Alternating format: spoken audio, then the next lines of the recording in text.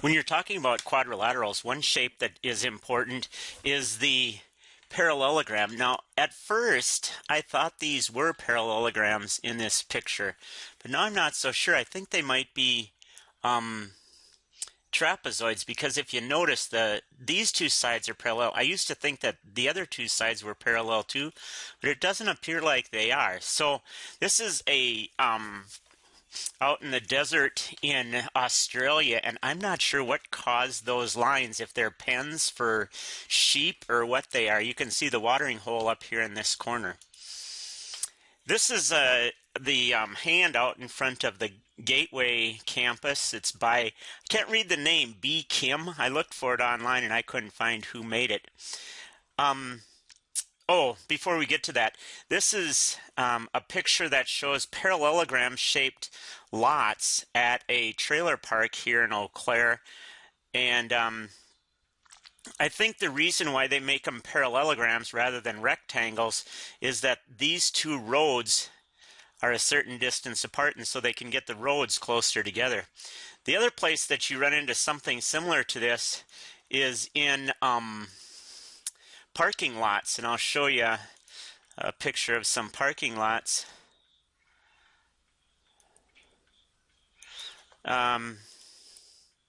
Oops. Let's see here.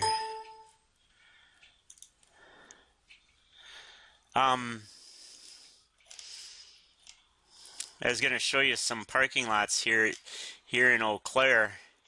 One that I think is kind of interesting is here on the main campus at CVTC. You can see they have a the slots are parallel. I'm going to show you historically, because there's some pictures here that from the past in which the parking spots were not parallel. Oops, did we freeze now? What's going on here? Must have.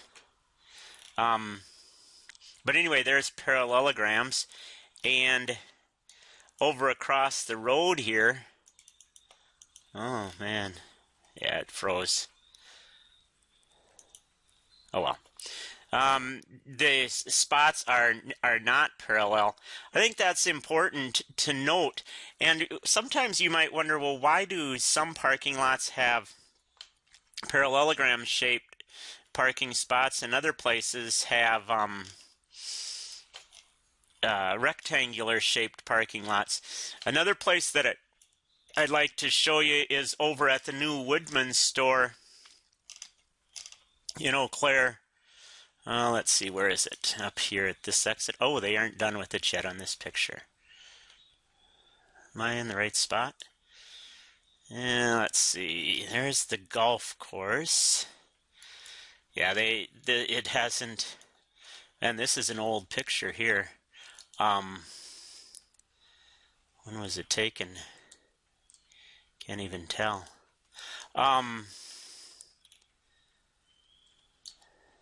No, there's Woodman's.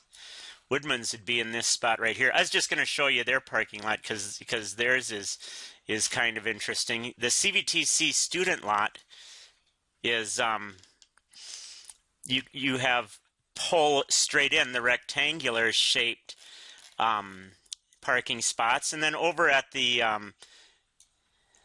mall, you can see the parking spots are parallelograms too, but if you notice, they have arrows going one way so that you park in one direction and then you come back in the other direction. Just fun stuff about parallelogram-shaped parking spots. Here's the hand that we were talking about just a few seconds ago. One thing that you can see is that it's made up of varying sizes of quadrilaterals, and we're going to look at the front of the parallelogram, and if you notice here, it is 18.5 inches long, and diagonally, I can't see what that says, 36, and the other diagonal is 23.5, and the height is 16 3/4, and then on the other side it's 21.5. And the angle, it's, what is that, 12, 24, 28. Here's a triangular shaped polygon. Here's another quadrilateral. Nope, that's a triangle also. Here's a quadrilateral, and this one is a trapezoid. This side is parallel to this side over here. Here's just a regular quadrilateral, no sides parallel. A couple more parallelograms here. Here's some more. Oh, these aren't, I thought these were parallelograms, but I don't know. It's hard to say. You'll have to check it out when you measure them. This might be a trapezoid here. These are trapezoids. Two sides parallel, remember, in a trapezoid. Here's a rectangle. That's the only one that I could find on the whole piece that was a rectangle. Here's a trapezoid again. And if you notice, these two are, it looks to be perpendicular. Oh, I guess that would make it three sides, or it would be trapezoid. That's what I said. Here's another quadrilateral shaped side. A couple more parallelograms. Here's some little rectangles on the ends of the gear teeth. You know, I thought this was a rhombus, but does it look to you like this side and this side are not parallel? So I'm not sure. So I don't think it's a parallelogram. Here's a right triangle. Here's a obtuse triangle. Another obtuse triangle up here. Bunch of quadrilaterals here. There's a triangle. And then there's these parallelograms, if you notice, or I'm sorry, quadrilaterals, if you notice, appear to be slightly tilted as you get farther towards the little finger of the hand. Here's some rhombuses. At least they're rhombuses, if not squares. It's hard to say if this is a right angle or not. I would think a chain link fence is pretty close to rectangular shape. But the reason why they are for sure at least rhombuses is that the machine that weaves the wire is set for the same size all over. Here's another example of a rhombus, and we could measure the angle here. It appears to be pretty close to a 60-degree angle, which would make this a 60-degree angle here, 120 here and here, and then 60-degree angle down here. Here's some parallelograms. Notice these two uprights are parallel, and well, here's another upright that's parallel, and then the bottom and the top of the glass is also parallel. One thing that I did is I measured to see, well, how big is this piece of glass here that keeps people from, I suppose, dropping stuff off the edge.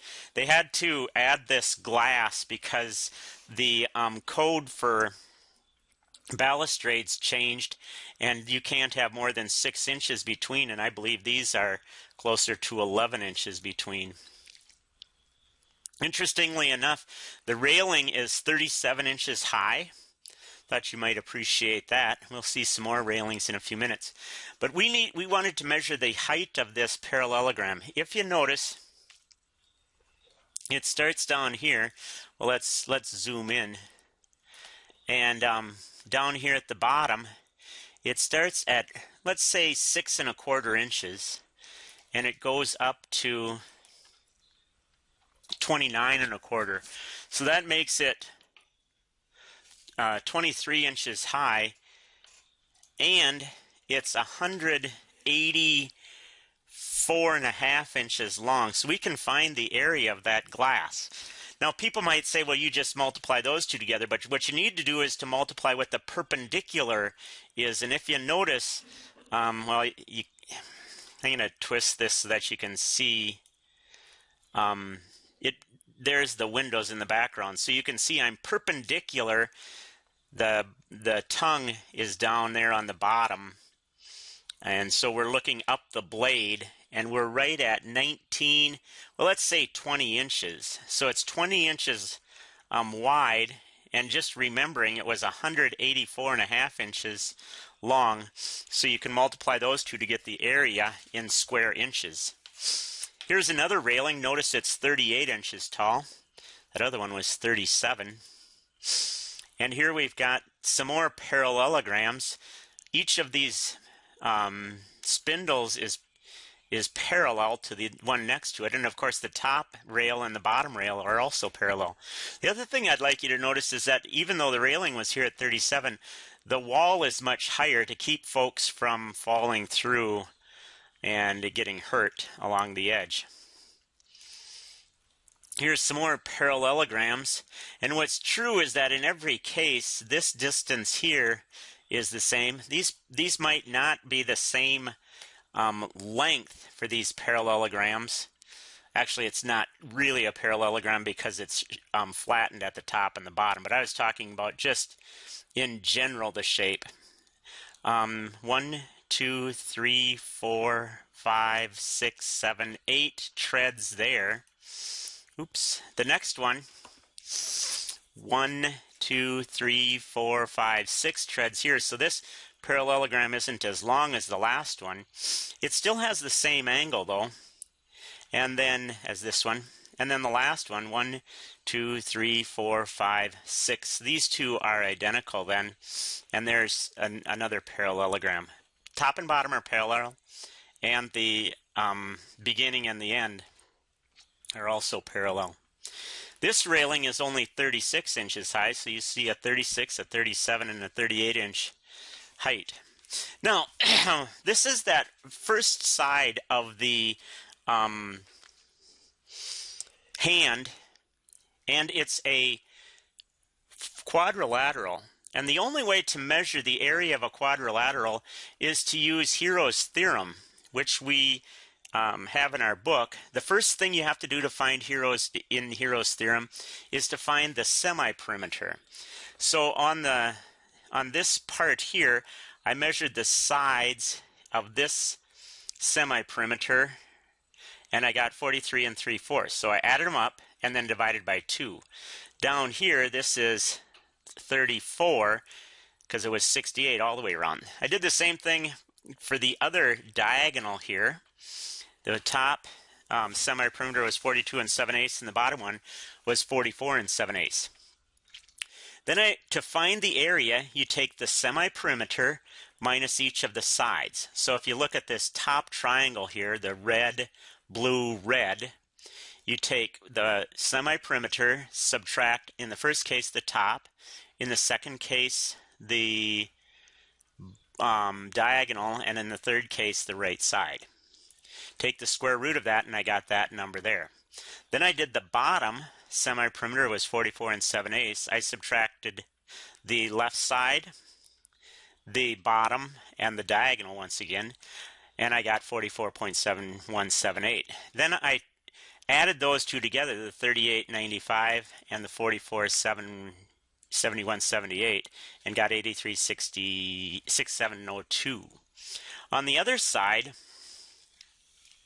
I found the semi-perimeter, as I said before, and then I took, now notice this time it's these red parts of the triangle, and I found the semi-perimeter, subtract the top, 26 1/4, subtract the left side, 32 1/2, subtract the diagonal, 28 3/4, and I got the area of the top triangle as 54.34.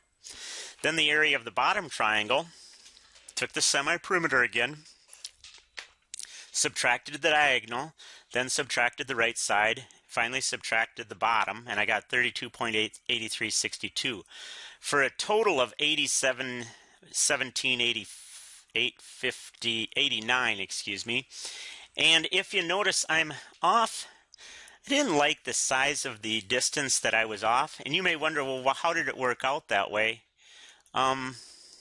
Let's go back and I'll show you some of those measurements. If you notice here, this first measurement, now at this end, it's possible, you know, you see how wide the weld is. The weld is like a 1/4 inch wide, and I don't know, I said 88 18.5 inches long. I don't remember what I reported there for the bottom. What did I say? Yeah, 18.5. Well, anyway, you can see how I could have been off in my measurements. Maybe you can do a better job and figure out more exactly what the area of that side is. If you can figure out a different way to find the area of this side of the hand, let me know, because the only way I could figure it out is by finding the area of those two triangles using Hero's theorem. The other thing that we want to talk about is how many degrees there are in a polygon. And one way to do it is to remember that each triangle is 180 degrees. So if we go and make triangles, here's one triangle that's 180. Oh, let's see here. Let's make another triangle. Oh.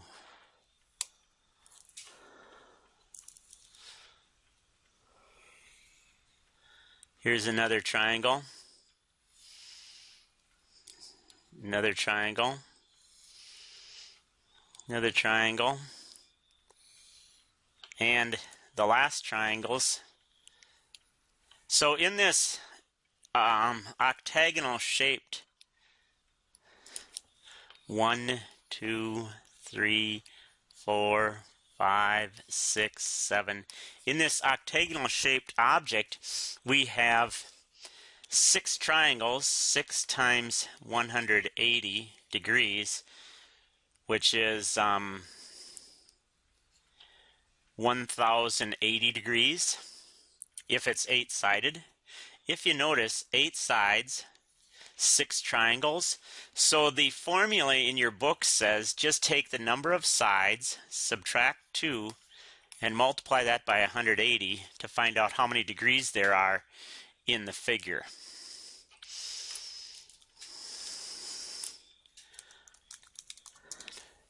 I believe, is that it? Yep, that's it. So you've got your work cut out for you in this lesson.